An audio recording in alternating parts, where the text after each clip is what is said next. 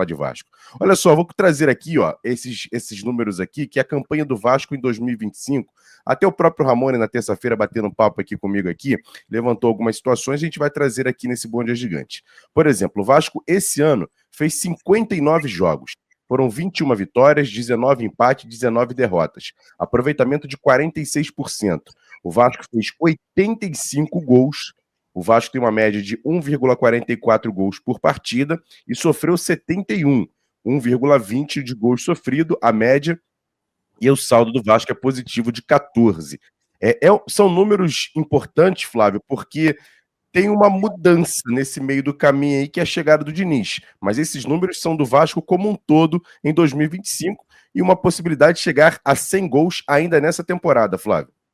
Mas é um número ainda muito desequilibrado. O Vasco tem muitas derrotas. É praticamente o mesmo número. São 21 vitórias, 2 vitórias a mais. Pensar que até domingo eram 20.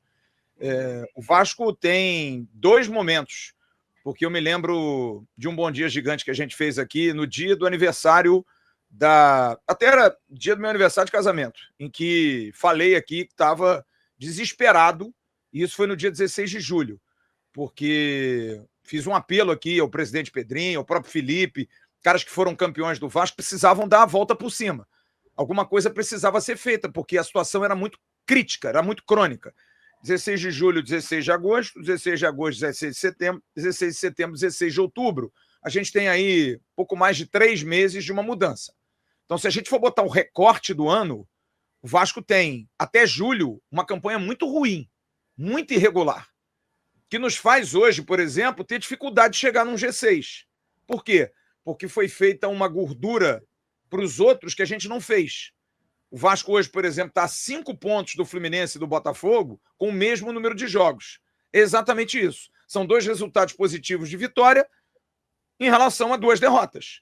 Exatamente por conta disso. Então, a campanha do Vasco em 2025 ainda é ruim em termos de números, exatamente pelo primeiro semestre que nós tivemos e um pouquinho ali do início ainda com o Fernando Diniz. O pós-mundial do Vasco foi muito ruim. Muito ruim. Sabe? O Vasco ele tem períodos de 1 semana, 10 dias que ele para por data FIFA ou por espaço de tabela, que ele volta melhor. Aqueles 25 dias de trabalho do Mundial fizeram mal ao Vasco. Fizeram muito mal ao Vasco. E é uma das preocupações que eu tenho em relação à final, à semifinal da Copa do Brasil. Que bom que vai ter jogo até o dia 7. Para a gente manter um ritmo, manter uma pegada, porque Campeonato Brasileiro eu não estou mais preocupado. Sabe? Não tem mais preocupação nenhuma, é fazer ponto e ver o que vai dar. Eu acho que vai entrar um G7, acho que um brasileiro vai ser campeão. Se o Palmeiras ganhar da LDU hoje, a gente vai ter um brasileiro campeão da Libertadores, vai abrir uma vaga. E se o Palmeiras não ganhar, o Flamengo vai ganhar da LDU, porque a LDU não vai ter seu 12º jogador, que é a altitude. Então, sinceramente, acho que vai abrir um G7. Então, a minha preocupação é a Copa do Brasil. Então, eu acho que a campanha do Vasco ainda é ruim. Na verdade, vou mudar um pouco o meu discurso. Ela melhorou em função do Fernando Diniz, mas ainda é aquém.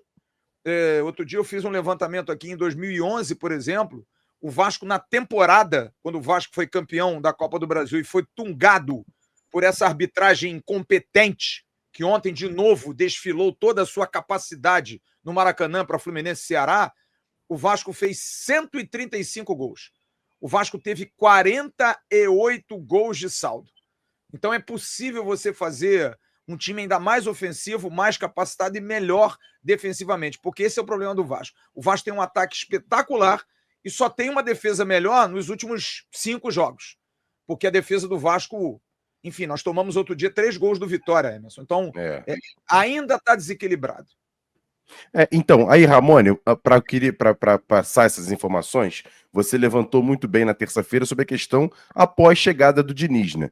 Por exemplo, a campanha do Diniz como um todo, tá? Tô colocando aqui Sul-Americana, Copa do Brasil e Campeonato Brasileiro. São 31 jogos, 12 vitórias, 10 empates e 9 derrotas.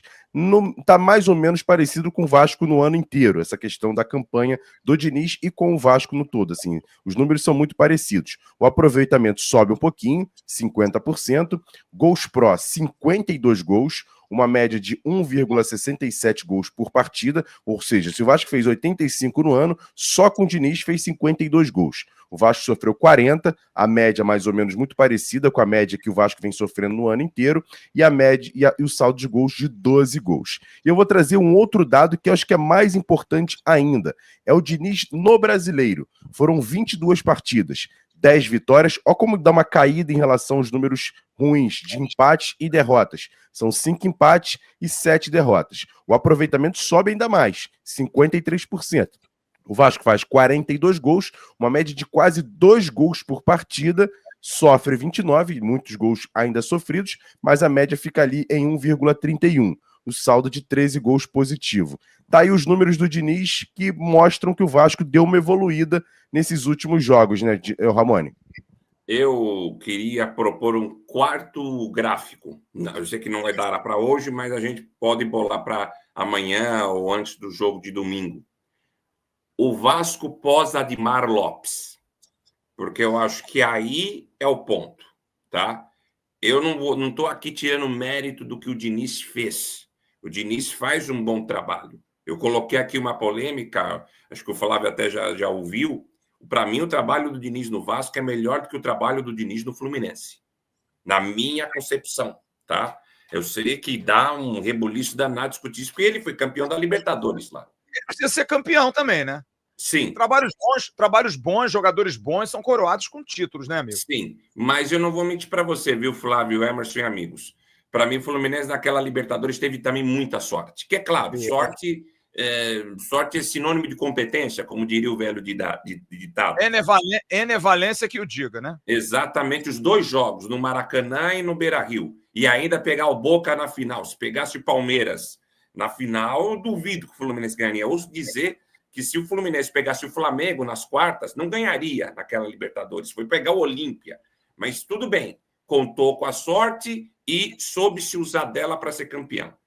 O trabalho do Diniz hoje no Vasco é melhor do que no Fluminense, por quê? Pega uma terra mais arrasada. Vamos lembrar que o Diniz chega sem o Admar, ele chega sem uma estrutura. No que ele chega, troca diretor de futebol. O Pedrinho ainda está perdido nas suas ações.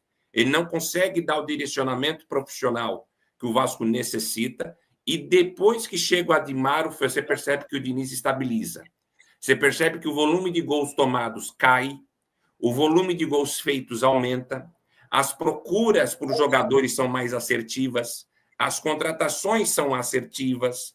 O elenco do Vasco, que antes era curtíssimo, Lloyd, Augusto, Misericórdia, ganha mais peças, ganha mais volume, ganha um pouco mais de profundidade, a ponto de ter torcedor que hoje chega e fala, peraí, porra, se a gente for para a Libertadores, a gente tem que dar um jeito de contratar o Robert Renan e o Cuesta. Esse é o discurso de muitos torcedores e que eu concordo. E que, na minha opinião, por exemplo, a chegada desses 2 atletas, em definitivo, só irá acontecer se o Vasco for para a Libertadores. Se o Vasco não for para a Libertadores, eu duvido que esses 2 jogadores sejam mantidos. Pode ser mantido um dos 2, mas os 2 eu acho muito difícil, até por questão de receita. E um ponto positivo que também faz com que o trabalho do Diniz seja um trabalho produtivo é que ele está trabalhando num ambiente de paz e de progressão externa. Vou pegar aqui um exemplo. Vamos tirar o Diniz do Vasco e colocar o Crespo, que está no São Paulo, no Vasco. Ouso dizer que os números seriam iguais ou até superiores, porque o Crespo é um baita de um técnico. Só que o Crespo trabalha num inferno de um clube chamado São Paulo. Num clube que é uma zona. Num clube que deve mais de 1 bilhão, num clube de um presidente que mente, que omite, que manipula número, que manipula narrativa. Eu tenho absoluta certeza que se pega um técnico bom como é o Diniz, e no caso do Crespo, os números seriam positivos. Porque o Diniz sabe trabalhar bem em lugares onde ele tenha paz para desempenhar o seu trabalho. O trabalho do Diniz no Fluminense em 2023 foi bom porque ele teve paz para trabalhar. Tanto que a partir de 2024, depois da Recopa, quando ele começa a perder aquele esteio de paz de trabalho, o Diniz perde a mão e é demitido. A mesma coisa nos outros times, que ele também começa um trabalho bom. São Paulo mesmo, no final de 2020, faz um trabalho muito bom, daquele jeito dele, despirocado e tudo mais, que era bem mais comparado a hoje.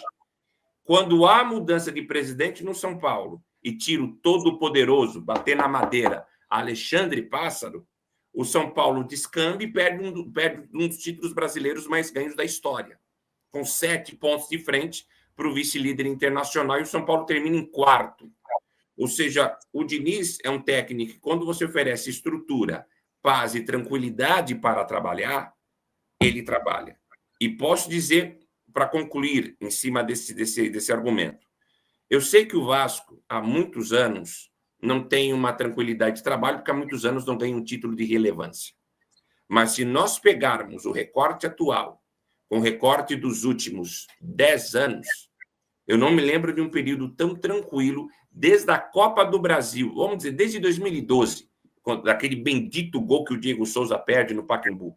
De 2012 para cá, ou seja, 13 anos, eu não me lembro de uma estrutura tão tranquila para se trabalhar e de um projeto tão grande que está se desenhando num novo Vasco, como o Pedrinho está fazendo muito bem, como agora o Diniz tem. É um projeto de um estádio novo, de um CT melhorando, tudo devagar, sem depender de terceiros. Isso é positivo e agrega a esses números, pelo menos mais equilibrados, que o Diniz tem no comando do Vasco comparado a outras gestões. Gostou desse corte? Então se liga nesses aqui que eu tenho certeza que você também vai se amarrar. Agora se inscreve aqui no canal AV+, que é o canal oficial de cortes da plataforma Atenção Vascaínos.